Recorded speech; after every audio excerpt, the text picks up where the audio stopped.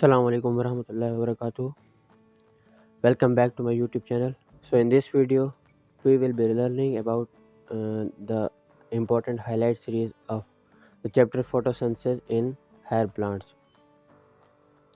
इस वीडियो में हम सिर्फ हाईलाइट सीरीज़ पे ही मैं फोकस करेंगे, ज़्यादा डिटेल में मैं नहीं जाऊँगा।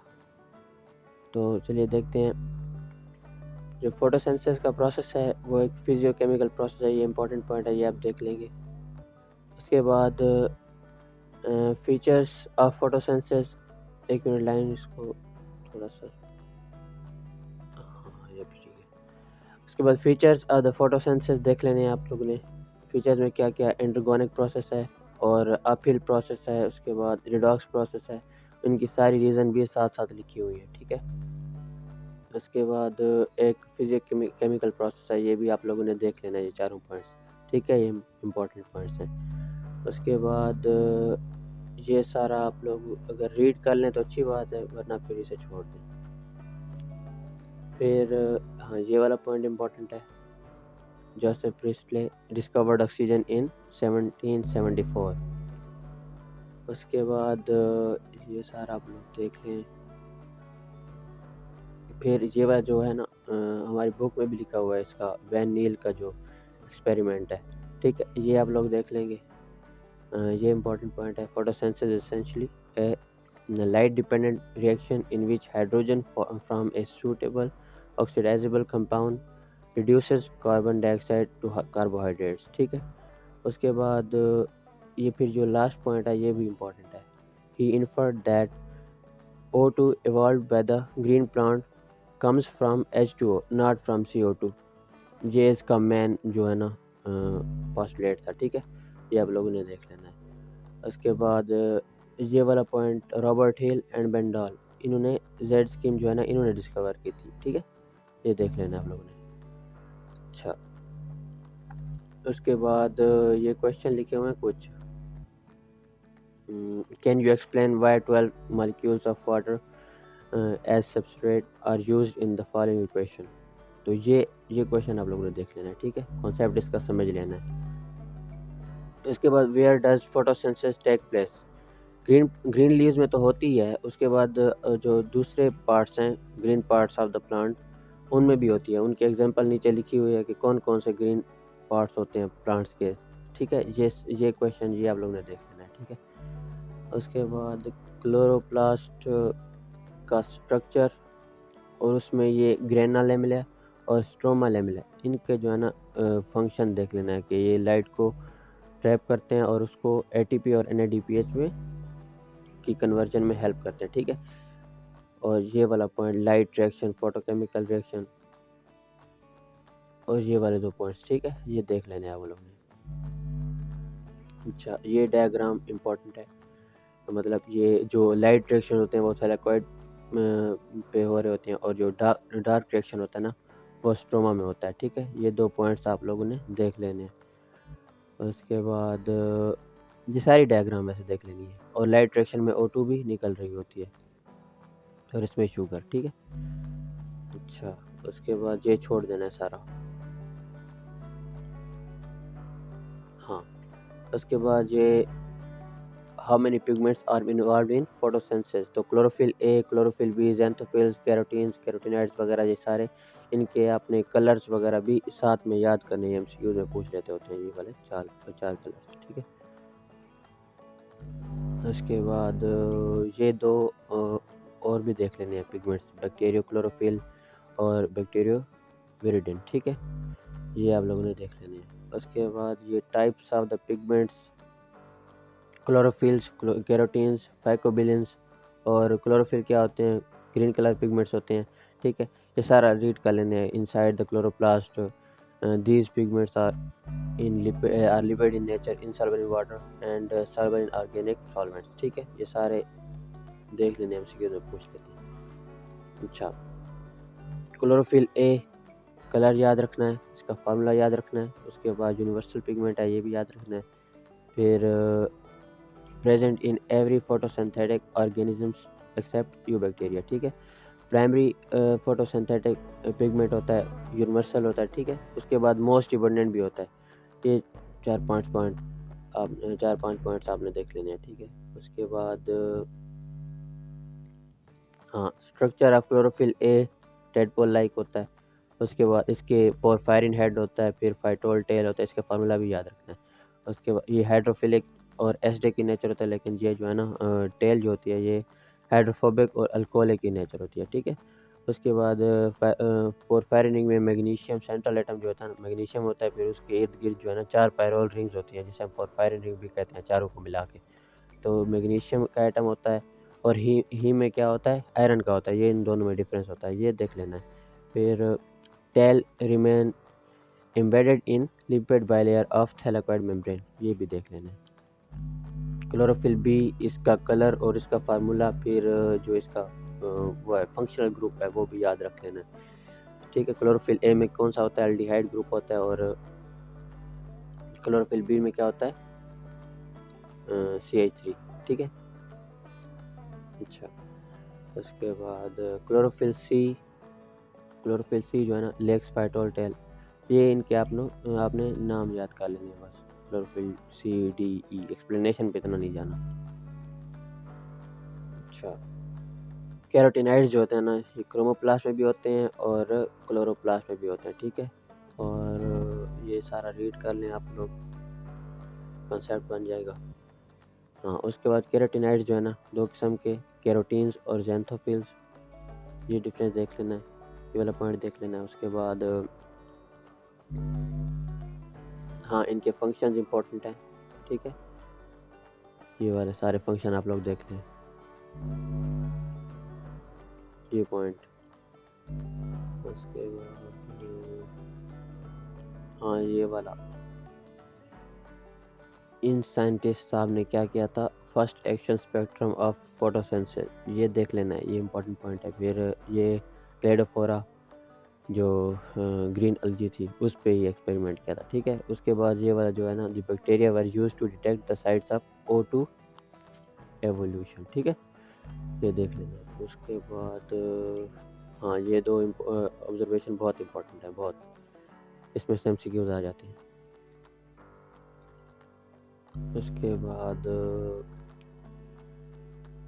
ये डायग्राम भी देख लें आप लोग, ये वाली, तो क्लोरोफिल ए, क्लोरोफिल बी और कैरोटीनाइड्स, इनकी जो बना हुआ है, और उसका रेट ऑफ फोटोसिंथेसिस पे क्या असर होता है, वो भी देख लें। हाँ, ये क्वेश्चन 4-5 ये लोग ये कर लें आप लोग, ठीक है। Most abundant plant pigment in the world, chlorophyll A, फिर उसकी वेवलेंथ, ठीक है, किस पे मैक्सिमम एब्जॉर्प्शन होती है, ठीक है, और कलर कौन सा होता है, ब्लू, ठीक है। उसके बाद ये वाला सवाल भी आप लोग देख लें, ठीक है। और मैकेनिज्म ऑफ फोटोसिंथेसिस बहुत इंपॉर्टेंट है, ठीक है। Light reaction, dark reaction.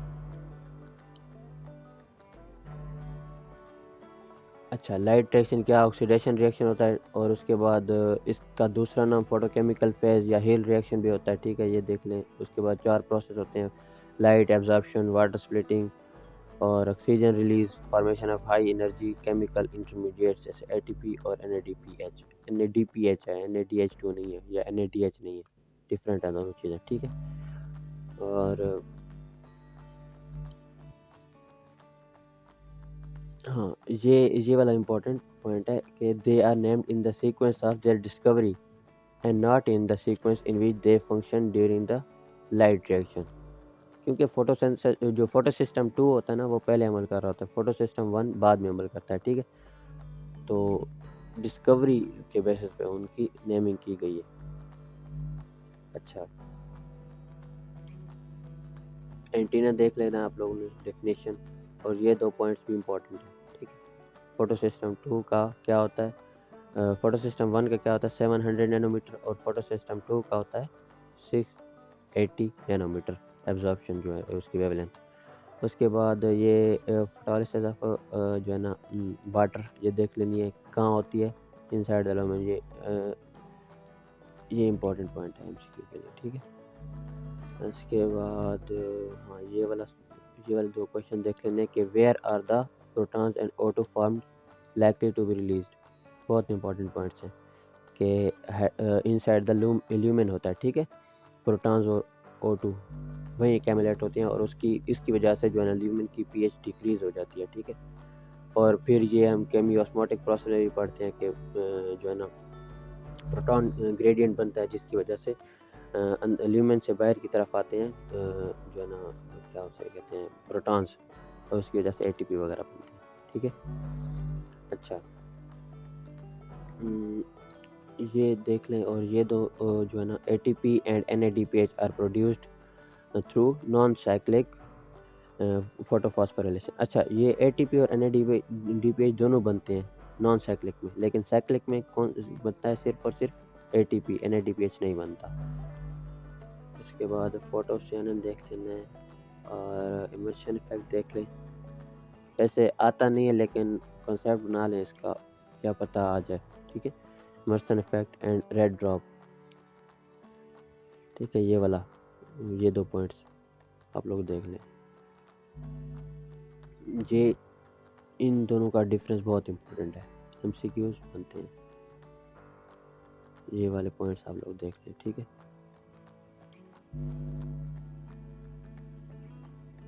उसके बाद हाँ, फोटोफॉस्फोराइलेशन, फोटो का मतलब light, phosphorylation production of ATP, ठीक है। अच्छा, ATP synthesis by cells is named phosphorylation, लेकिन in the presence of light, क्या तो उसे क्या कहते हैं? फोटोफॉस्फोराइलेशन। ये आप लोगों ने डेफिनेशन इसकी देख लेनी है। फिर उसके बाद हाँ, ड्यूरिंग साइक्लिक जो है ना वही बताया हुआ है कि जो मैंने पहले बताया, only in the synthesis of ATP and not NADPH, ठीक है। ये देख लेना है आप लोगों ने। उसके बाद है non cyclic photophosphorylation. Non cyclic क्या कहते हैं? जेड स्कीम भी कहते हैं, ठीक है, due to its characteristic shape. ये इस तरह की शेप होती है ना, जी की तरह। अच्छा, इसका नाम पहले बताया कि किसने रखा था? हिल एंड बेंडॉल, और इन्होंने डिस्कवर किया था। इस सारा आप लोगों ने इसका कॉन्सेप्ट बना लेना है। इंपॉर्टेंट पॉइंट्स जो है ना वो मैं हाईलाइट कर चुका हूँ। फिर ये डायग्राम बहुत ही अच्छी बनी हुई है, देखें, ये देख लें इधर से। ये देखें, ये सारा प्रोसेस जो है ना केमियोस्मोसिस का, प्रोटॉन ग्रेडियंट कहाँ बन रहा है और इसकी थैलेकन मेम्ब्रेन, फोटोसिस्टम 2, ये सारी बहुत अच्छी डायग्राम है, इसको लाजमी देख लें इधर से, ठीक है। हमारी बुक में इतनी अच्छी नहीं बनी हुई, बहुत अच्छी बनी हुई है, ठीक है। अच्छा, उसके बाद क्वांटम रिक्वायरमेंट, क्वांटम जील, ये आपके इसके डेफिनेशन देख लें। इसके बाद है केमियोस्मोटिक हाइपोथेसिस, ये किसने दिया था? एक मिनट, केमियोस्मोटिक पीटर मिचेल ने दिया था, ठीक है, ये देख लें। और mechanism of ATP senses in respiration, ये सारी जो 3-4 बातें हैं ना, इसे देख लें आप। और केमियोस्मोसिस का जो डिफरेंस है ये आप लोग लाजमी देख लें, इम्पोर्टेंट है। अच्छा, ये प्रोटॉन ग्रेडियंट, ये वैसे सारा प्रोसेस बहुत इंपॉर्टेंट है, कोई भी चीज़ पूछी जा सकती है इस प्रोसेस के बारे में, कि कहाँ हाइड्रोजन आयंस मूव कर रहे हैं, कहाँ pH डिक्रीज हो रही है, और ये सारे चीज़ें जो है ना ये आप लोग देख लें, ठीक है। ये सारी मैंने हाईलाइट कर दी हैं। अच्छा, ये significance of proton gradient, this gradient is important because it is the breakdown of this gradient that leads to the synthesis of ATP, ठीक है, ATP की सेंसेस करती है। उसके बाद requirements of the chemiosmosis membrane, A proton form, A proton gradient, ATP senses enzyme, ठीक है। ये 4 चीज़ें होती हैं जो रिक्वायरमेंट होती है उसकी, केमियोस्मोसिस की, ठीक है। उसके बाद ये डायग्राम देखें कितनी अच्छी बनी हुई है, ये देख लें आप लोग इधर से। ये मैकेनिज्म सारा देख लेना है, mechanism of ATP synthase action, ठीक है। रीड कर लें, रीड करने में क्या जाता है, ठीक है। उसके बाद हाँ, ये जो है ना ये क्वेश्चंस हैं, ये आप लोग खुद सॉल्व करें, ठीक है। 1 2 3 4, ये थोड़ा मैं पॉज दे रहा हूँ, ठीक है, देख लें आप लोग।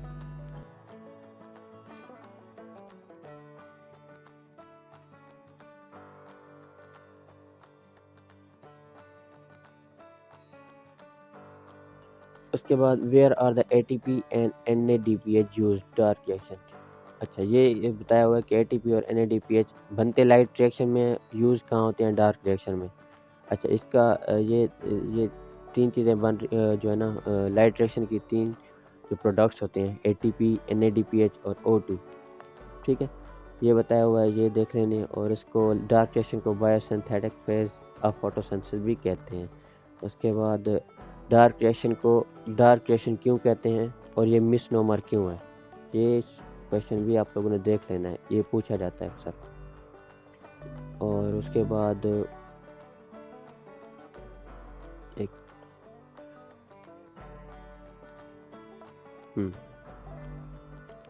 डार्क रिएक्शन कहाँ होता है, स्ट्रोमा में होता है, और आल्सो कॉल्ड ब्लैकमैन्स रिएक्शन और बायोसिंथेटिक फेज, ठीक है। उसके बाद ये सारा रीड कर लेना है। फिर केल्विन साइकिल जो है ना, Calvin cycle, the use of radio isotope C14 by Calvin in alga chlorella, ये इसका नाम याद रख लेना है। फिर C3 साइकिल भी क्यों कहते हैं, और इस किसकी वजह से, जो फर्स्ट स्टेबल कंपाउंड बनता है 3 PGA या 3 फॉस्फोग्लिसरिक एसिड, वो क्या होता है, स्टेबल और 3 कार्बन का होता है, इसलिए C3 साइकिल भी कहते हैं। अच्छा, और Calvin cycle can be described under 3, ये तीनों प्रोसेस आप लोग देख लेंगे, कार्बोक्सिलेशन, रिडक्शन और रीजनरेशन। और कार्बोक्सिलेशन जो है ना मोस्ट क्रूशियल स्टेप है, ठीक है। रुबिस्को एंजाइम के बारे में भी देख लेना है, पूछ लेते हैं, most abundant protein on the earth. और इसका पूरा नाम, फुल फॉर्म क्या है, रेबुलोज 1,5 बिसफॉस्फेट कार्बोक्सिलेज ऑक्सीजनेज एंजाइम, ठीक है। अच्छा, ये याद रखना है कि इसकी डुअल नेचर होती है, तो कार्बोक्सिलेज भी है, ऑक्सीजनेज भी है, ठीक है। ये यहाँ पे लिखा हुआ है कि dual nature thus capable of bind with CO2 and as well as O2, ठीक है। although the enzyme has more affinity with CO2 के साथ ज़्यादा एफिनिटी होती है। उसके बाद ये जो बाइंडिंग ऑफ O2 और O2 is competitive with active site, ये आप लोगों ने रीड कर लेना है। अच्छा, ये छोड़ दें आप लोग, ये वाला साइकिल आप लोगों ने देख लेना है। और उसके बाद रिडक्शन, हाँ, ये भी इम्पोर्टेंट पॉइंट है, ठीक है, ये वाला। अच्छा, ये जो 3 स्टेप्स दिए हुए ना, वे बहुत इंपॉर्टेंट है, तो MCQs लाजमी बनते हैं, ठीक है। और ये 3 भी, ये लाइन भी, ठीक है, बहुत इंपॉर्टेंट है।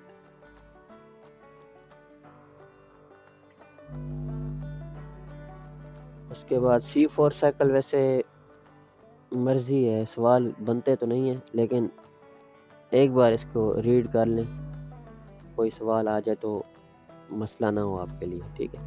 C4 पाथवे और हैच स्लैग पाथवे, नाम याद रख लें। उसके बाद C4 कहते हैं क्यों है, 4 कार्बन कंपाउंड बनता है।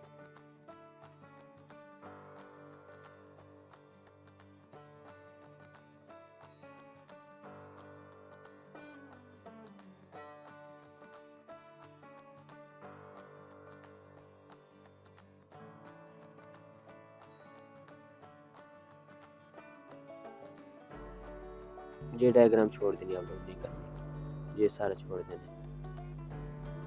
CM पाथवे ये भी छोड़ देना। फूड रेस्पिरेशन आप लोग रीड कर लें एक बार लाजमी, ठीक है। ये देखिए, ये पॉइंट्स इम्पोर्टेंट है, ठीक है। उसके बाद कंडीशंस फेवरेबल, ये जो है ना, ये डिफरेंस बैक्टीरियल फोटोसिंथेसिस और प्लांट फोटोसिंथेसिस बहुत इंपॉर्टेंट है, ठीक है। ये सारा मैंने हाईलाइट कर दिया। अच्छा, ये जो कैरेक्टरिस्टिक्स है ना, ये आप लोग वैसे अगर देखना चाहें तो सारा देख लें, लेकिन जो C3 प्लांट्स के हैं ये लाजमी देखने, म्यूजोफिल ये कहाँ होते हैं, ठीक है। ये सारा, ये वाले जो है ना, ये सारा देख लें आप लोग, ये सारी समरी दी गई है, ठीक है।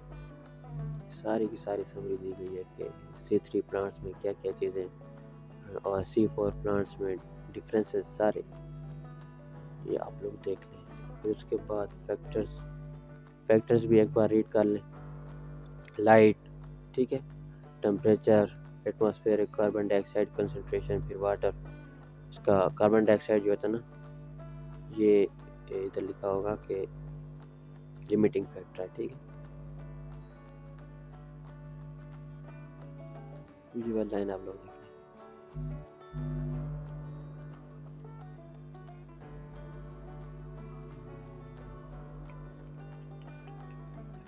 हाँ, ये लिखा हुआ है major limiting factor carbon dioxide है, ठीक है। उसके बाद आगे कुछ भी नहीं करना। हाँ, ये क्वेश्चन आप लोग देख लें, 1 2 3 एंड 4 5, ठीक है। ये आप लोग देख लें, मैंने पॉज किया थोड़ी देर। ये उनके आंसर की।